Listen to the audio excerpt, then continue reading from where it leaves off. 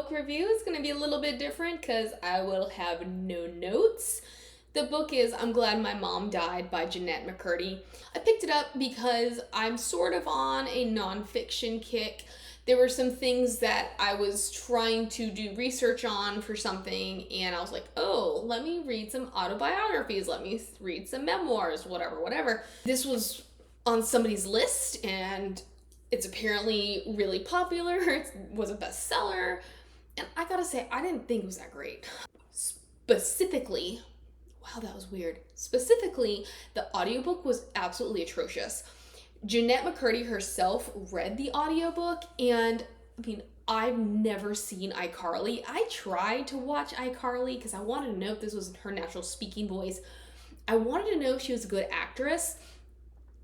I could not get through even in a single episode of iCarly. It was so cheesy. I didn't expect much. It's a Nickelodeon show, verging on a Disney show. Like, the acting, in my opinion, it's too campy. But she's a little sardonic with her delivery in the show, at least. But for an actress, I would have expected her reading to her narration to have been better. When she was actually pretending or like speaking for other people, she actually did a really good job. But when it came to her own narration, it was really dry and it lacked emotion. It lacked any kind of passion. This made it even more difficult for me to connect. I did actually watch a reviewer, and I thought this was a pretty good idea. I was like, maybe I should do that because I dislike so many books that sometimes I wonder, is it just me? Like with this one, is it just me?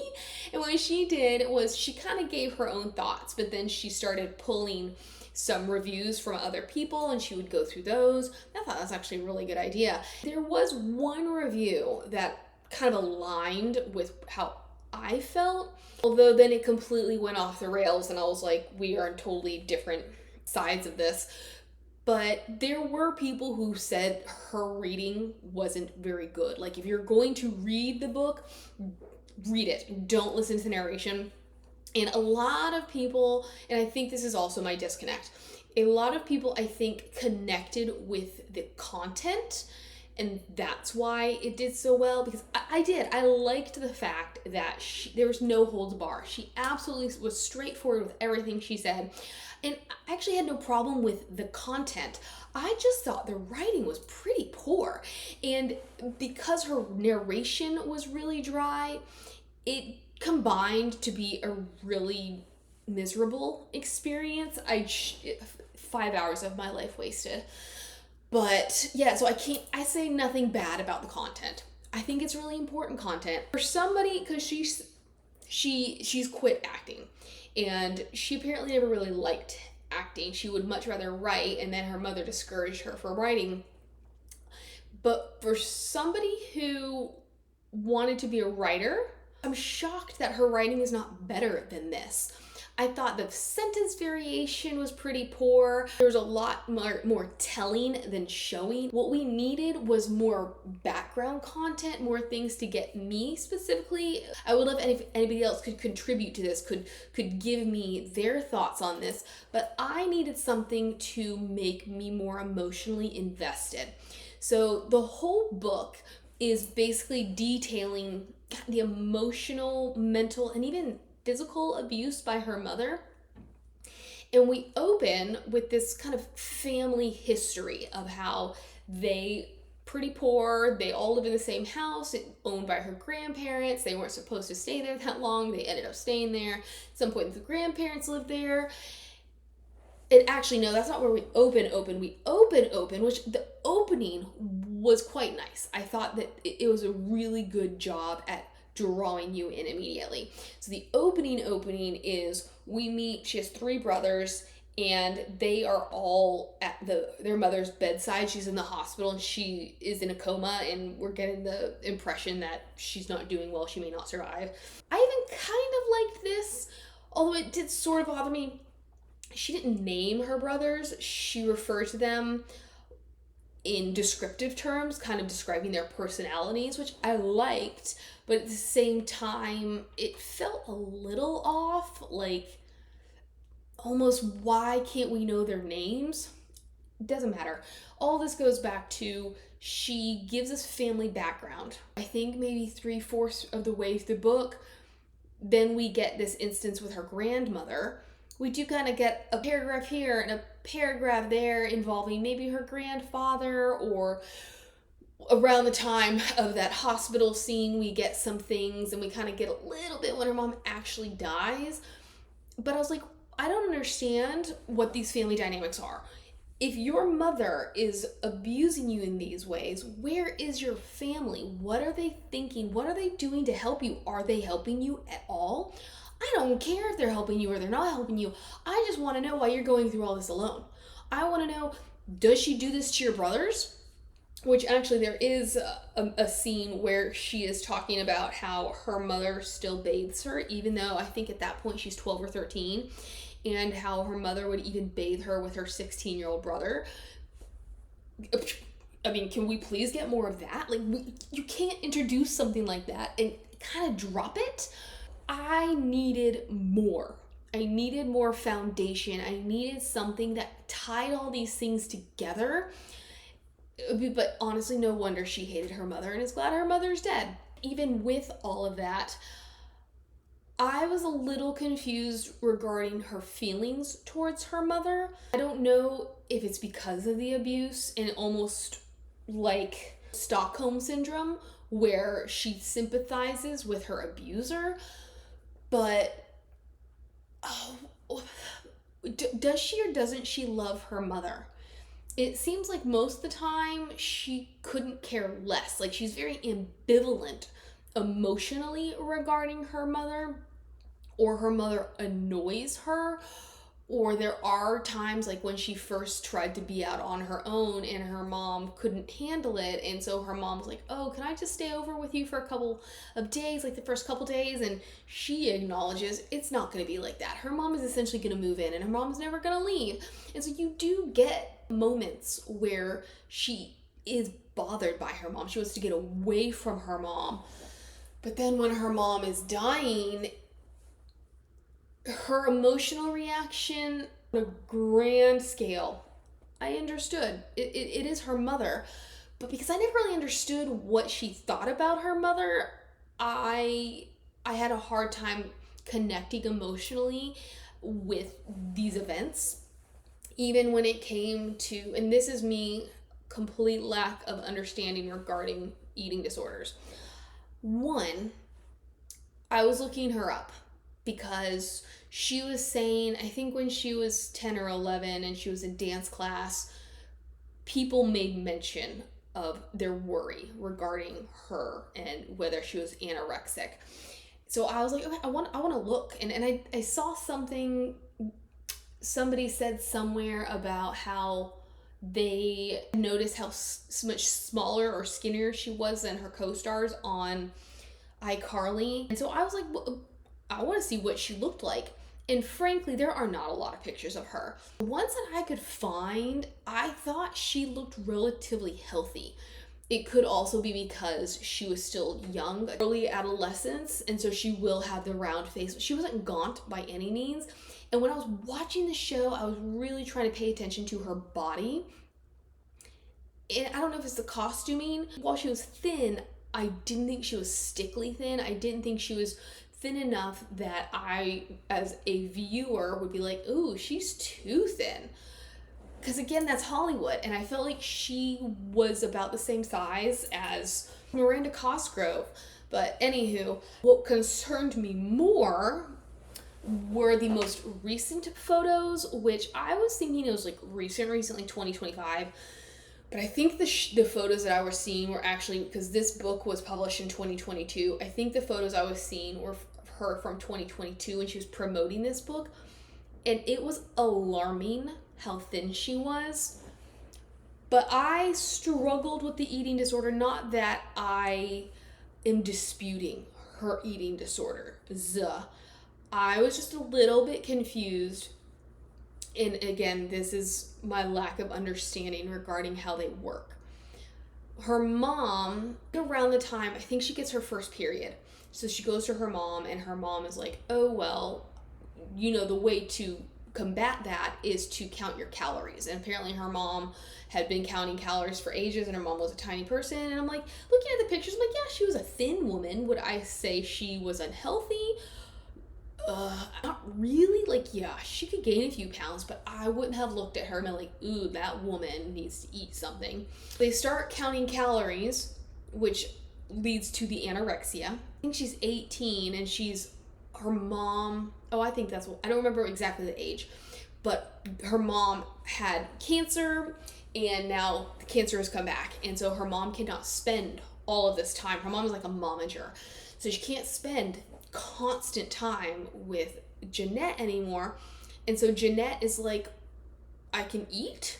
And so she just eats. And then this eventually turns into bulimia. And I was just really confused, if only because I expected, if she's been counting calories and being anorexic for 5-6 years possibly by this point, it would be more of an ingrained habit. So I was a little shocked when it seems, again, I call time an accordion.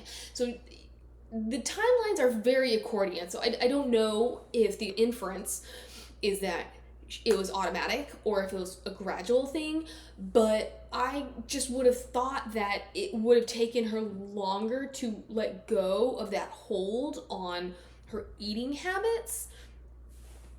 I know she mentioned that she not necessarily felt pressured to eat, but she felt pressure not to let people know she didn't eat. So instead of not eating, she would eat so that they would think that she eats. Cyclical. We open, and her mom has issues. I don't know exactly what the issues are. I feel like she has some schizophrenia, especially the way that she treats the father and reacts to certain things the dad does. But she's definitely mentally unstable. She is kind of like, like functioning alcoholics. She's a functioning crazy person. Again, I don't know what her feelings towards her sons are, but she's hyper fixated on Jennette. She was almost living vicariously through Jennette. And I believe Jennette said at one point that her mother had ambitions of celebrity, of stardom, of actress scene. We'll just call it acting. I could absolutely see why she would then just funnel all of that into her child. You see her taking Jennette around, and Jennette, from all that I gathered, she didn't want to act. And she didn't seem like she was a very good actor, which again was something I was really confused about, because I was like, is she good or is she not? If she doesn't want to do it, I'm surprised that she could get jobs at all. And she doesn't seem to start off with a bang. She gets a lot of background roles. Candace Cameron Bure, her mother was an agent at some point, and she accepted Jennette's brother, but she didn't want Jennette, and then Jennette's mom bargained with her to take on Jennette. The only thing Jennette seemed to have going for her was her ability to cry on cue. So that's, again, something I wanted more of. I understand doing something for your mother, but I didn't feel like I really grew with Jennette emotionally. Some people in their reviews said that they felt like we matured with her, and the only thing I saw was we went from not cussing to cussing. Obviously, she matured sexually, and so we did see those relationships and the behaviors that go along with her growing in her sexuality. I didn't feel like she had much of a personality, which again was compounded by the fact that this narration was so dry. There was no emotion whatsoever. Which, if we're trying to be sardonic in our writing style and cynical, I get it. But it felt like she didn't want to be there. If she doesn't want to be there, why do I want to be there? Especially if this is so emotionally taxing and draining, like telling her story, if it's so close to her heart, I would think I would hear it in her speech, in her tone. We're going through all of that. It's kind of, for me, the scenes were wash, rinse, repeat. There wasn't a whole lot of information given that I hadn't already gotten, which if we had expanded these scenes, we would have needed to put other scenes in there. But I just didn't feel like many of these scenes were necessary. They weren't highlights. It was kind of like, I just need something to put in there. Here's an example. So she must have had more high moments than she gave us. Like, more peaks in her journey than, it's not even a valley, it's a plateau. We got a lot of plateau, a lot of like, okay, I did this and my mom didn't like it, so I stopped, or oh, I did this because my mom wanted me to, and this and this and this. Anywho, for me, the story did not really pick up until she turned 18 and moved out. I didn't see any emotion from her until then. I didn't see any emotion from her until her mother died. And it was kind of like, in a way, gates were broken and she was able to get out and actually start being a person, which that could be what her whole point was, but we could have gotten there sooner, or I don't know. It was like torture listening to this.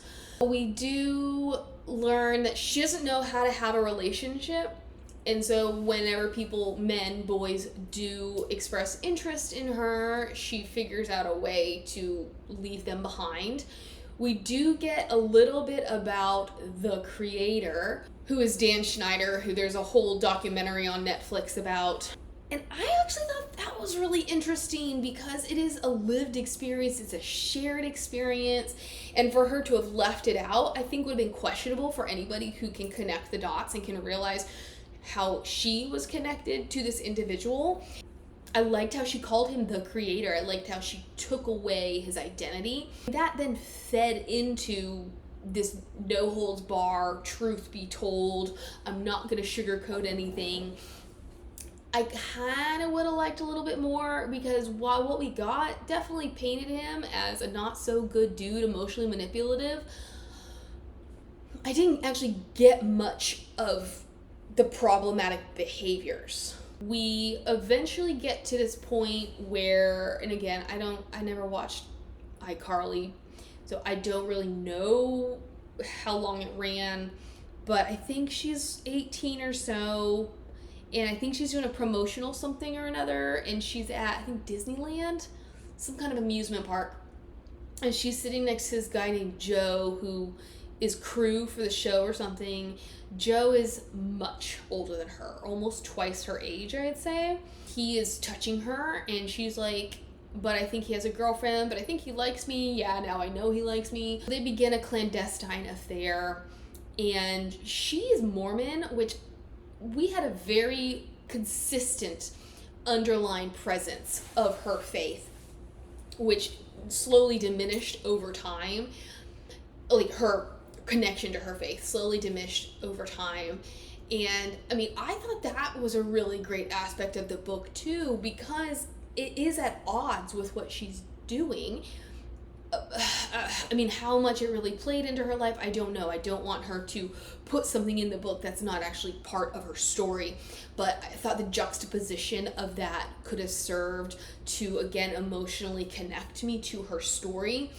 But it's kind of like she just takes things as they come, and she doesn't care. Like, she doesn't engage with anything, which, again, if that's how she was in life, because she was so disconnected and disassociated, I would have been fine with that. But I really had no clue what was going on in her head. I had no clue what she liked or didn't like. I had no clue if she cared. She gets into this relationship with him, and one day they are gonna go to a hotel. He starts freaking out on her because I think he officially broke up with his girlfriend. And he's like, why would I even do that when you won't even have sex with me? This is the first night that she gives him oral, and he like starts weeping. It's so weird, but they continue to stay together. And I'm gonna put it out there that I don't know why they're together. I don't know what she sees in him. I can't say whether it's because she actually likes him. I can't say it's because she had some of her first sexual experiences with him. Like, is he emotionally manipulating her? I do not know, because she does not tell us. She doesn't even intimate what's tying them together. After that night in the hotel, it's some time later, I don't know, months, years, whatever, iCarly has gifted the team with Hawaiian vacation, which actually I googled it, so this is 100% true. This is I think Joe's actually his name, unless for some reason, I mean, I didn't dive too deep because I didn't care that much, but I was like, what kind of guy would she be with that's like twice her age? She has not told her mother that she's in a relationship with this guy because she knows her mother would not approve. They're all gifted like a Hawaiian vacation, so she brings him. This is when they're photographed by the paparazzi. She's lied to her mother about where she is or maybe who she's with. And this is how her mom finds out. And her mom absolutely gaslights her. And as the young people say, doxes her. She goes to like a fan website and absolutely just spills all the dirt. This is probably the most emotionally charged moment, at least for me. And she does nothing about it. And then her mom comes back around and is like, well, we need money. But there's nothing from Jennette. Nothing saying how she felt about it. Nothing saying how she felt about it at the time. She was definitely emotionally manipulated by her mother. But nothing about how she's not going to give them money. I don't even know if she did give them money, but there was so much that I needed to understand this relationship and to understand her feelings so that I could be with her. Well, eventually, she and Joe break up. We do get to the point where we had that opening scene where her mom is in the hospital because the cancer has come back, which her mother liked to use this as like an emotional manipulation for everybody. Like, maybe it's getting her into a studio lot, maybe it's getting her free food, maybe it's just getting her way. We have gone past that. I forget what happened, but the mother, oh, I know. So it was her mom's birthday, and her mom, emotionally manipulating Jennette, is like, oh, we can just go to Wendy's. And she's like, in her head, Jennette's like, please don't say Wendy's, please don't say Wendy's. Because this is her mother's way of staying humble, or she's not actually humble, but she can use this when people are like, oh, she's just such a humble person. Her daughter can treat her to anything, but all she wants is Wendy's. So she's with her mother, and her grandfather. They're going to eat, and she starts having a seizure. She goes to the hospital, and she is in a coma for a while. They're saying she's not going to recuperate. She does. And then when it comes to her dying, I think it's like a couple years later, she was supposed to have some kind of a work engagement. She ends up not going to that, and she goes to see her mom, and her mom dies. And at this point, I think she'd already become bulimic because she could no longer control herself regarding her eating. So she's like, well, if I can't not eat, I'll just throw it all up. Yeah, I don't know. We're just going to skip because, like, frankly, this book was not very memorable. It was just the same thing over and over. iCarly kind of goes on hiatus or whatever.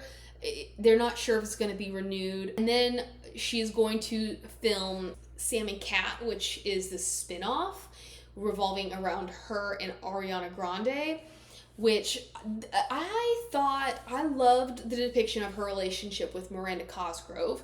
And then I thought it was kind of gutsy, I thought it was gutsy for the way that she just blatantly, not lambasted Ariana Grande, but she did not sugarcoat her feelings as to how all that went down, which is essentially she had to turn down projects because she was committed to the show.